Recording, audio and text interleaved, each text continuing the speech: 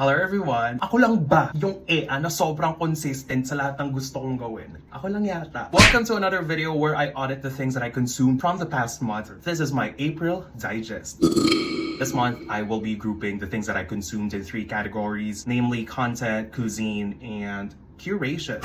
Things that I just enjoyed and took pleasure in. So, tara! I think with content, one of the key things that I consumed is music. I have been listening on repeat to Muevalo Leak It by Flow. Oh my god, sobrang ganda ng music video nito. Of course,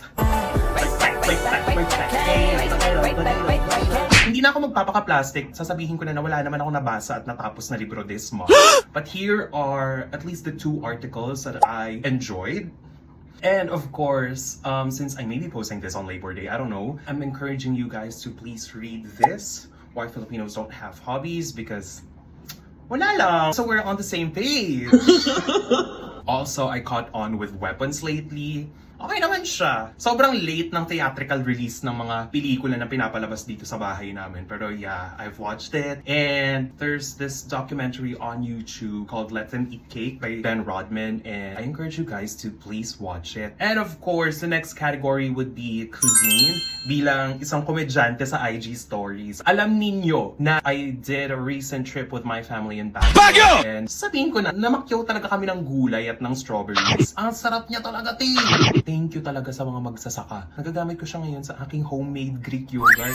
Isa pa yan sa aking mga inamats this month. Homemade Greek yogurt! Infinite yogurt glitch. Gaano nga ba to katotoo? Minsan isang araw, sabi nga ni John Lapus, maglalabas ako ng tutorial kung paano gumawa ng homemade Greek yogurt.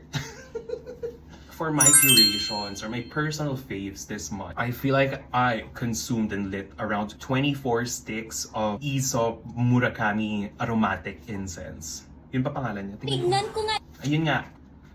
Basta sobrang bango niya and I feel like sa kwarto ko, it lasts for a day. Pag sinisitian ko siya, binubuksan ko yung cabinet ko just so that the smoke gets in the clothes. You know what I mean? Kasi ang bango niya. Yun na lang. Bye.